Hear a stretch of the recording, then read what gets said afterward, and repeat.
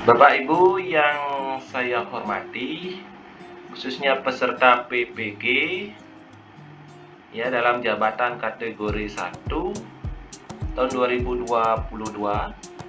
Kali ini saya akan membacakan LK 3.1 itu menyusun best practice.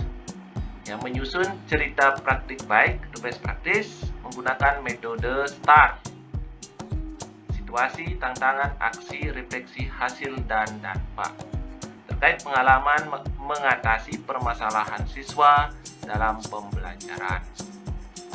Ini lokasi berada di SMK Negeri 2 Tabanan, lingkup pendidikan, sekolah menengah kejuruan.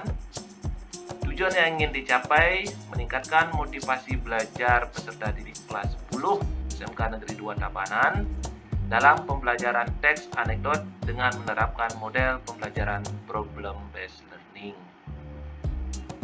Dapat penulis itu saya sendiri, Ketut Piantara. Tanggal ditulis dari best practice ini 26 September 2022.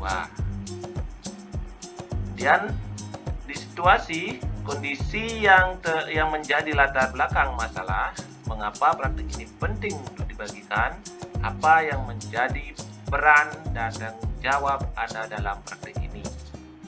Kegiatan pembelajaran daring membuat motivasi belajar siswa menurun. Banyaknya perubahan sikap pada saat kegiatan daring masih diterapkan pada pembelajaran luring. Terlihat pada saat PTM, banyak siswa tidak mengikuti pembelajaran dengan baik. Adapun perubahan yang terjadi pada siswa diantaranya, siswa sering terlambat datang ke sekolah. Yang kedua, siswa tidak memperhatikan guru saat mengajar. Yang ketiga, penggunaan gawai secara sembunyi-sembunyi ketika pembelajaran. Yang keempat, malas mengerjakan soal yang diberikan guru. 5. Mengobrol pada saat pembelajaran. 6. Malu pada saat menjawab pertanyaan guru. 7. Siswa ingin cepat pulang saat berada di sekolah.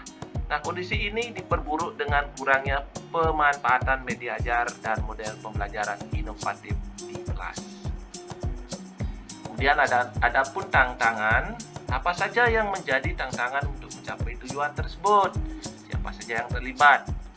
Setelah dilakukan identifikasi masalah dengan refleksi diri, wawancara guru, kepala sekolah, dan pakar, serta kunjungan rumah orang tua siswa, maka beberapa tantangan yang terjadi yaitu, yang pertama, orang tua jarang berada di rumah karena sibuk bekerja.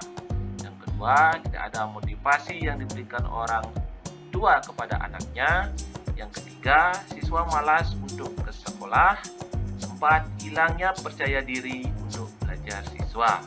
Nah, tantangan dari sisi siswanya berdampak pada proses pembelajaran di sekolah.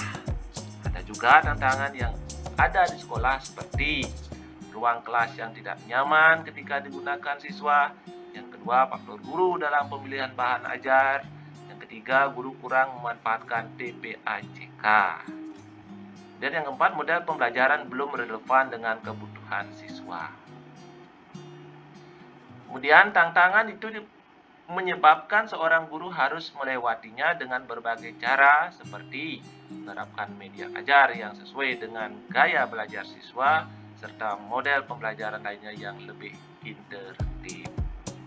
Kemudian, adapun aksi yang saya lakukan, ya, langkah-langkah apa yang dilakukan untuk menghadapi tantangan tersebut, strategi apa yang digunakan, bagaimana prosesnya, siapa saja yang terlibat, apa saja sumber daya atau materi yang diperlukan untuk melaksanakan strategi ini. Nah, tantangan yang ada di atas harus segera diselesaikan dengan baik oleh seorang guru profesional diantaranya. Yang pertama, berkaitan dengan media ajar, guru bisa menggunakan media konkret yang ada di sekitar sekolah sehingga siswa lebih mengenal media yang ada. Dalam kegiatan pembelajaran dikolaborasikan dengan TPAJK dan penggunaan dosis. Nah, yang kedua, berkaitan dengan model pembelajaran, guru menerapkan model pembelajaran problem based learning, di mana sita dari problem based learning itu yang pertama, ya, orientasi siswa pada masalah, mengorganisasi siswa untuk belajar, membimbing penyelidikan individual maupun kelompok. Yang keempat, mengembangkan dan menyajikan hasil. Yang kelima, menganalisis dan mengevaluasi proses pemecahan masalah. Kemudian yang ketiga, berkaitan dengan penilaian. Seorang guru juga dituntut untuk menilai secara keseluruhan dari ranah kognitif, afektif, dan psikomotorik. Tentunya dalam instrumen yang lengkap mulai dari kisi-kisi, indikator, ketercapaian setiap ranah, dan rubrik penilaian untuk melengkapi penilaian di akhir pembelajaran. Kemudian yang keempat, berkaitan dengan kondisi ruangan. Guru bisa mendesain ruangan dengan baik, mulai dari kebersihan, kerapian, dan keindahan, sehingga siswa-siswa memiliki motivasi belajar yang baik, serta pembelajaran yang nyaman. Kemudian refleksi hasil dan dampak. Bagaimana dampak dari aksi dari langkah-langkah yang dilakukan? Apakah hasilnya efektif atau tidak efektif? Mengapa? Bagaimana respon orang lain terkait dengan strategi yang dilakukan? Apa yang menjadi faktor keberhasilan atau ketidakberhasilan dari strategi yang dilakukan? Apa pembelajaran dari keseluruhan proses tersebut? Nah, dampak dari penerapan media berbasis TPAJK yang diimplementasikan yaitu berbasis website serta dipadukan dengan model pembelajaran problem-based learning membuat siswa lebih bersemangat dan tidak cepat bosan dalam pembelajaran tes anekdot. Kemudian siswa dibagi menjadi beberapa kelompok serta berkelompok menjawab soal yang diberikan guru. Dengan menggunakan model pembelajaran problem-based learning ini, siswa lebih termotivasi daripada dengan pembelajaran konvensional terlihat dari indikator keaktifan baik dari sebelum menggunakan model pembelajaran based learning. Sekian Bapak Ibu, terima kasih.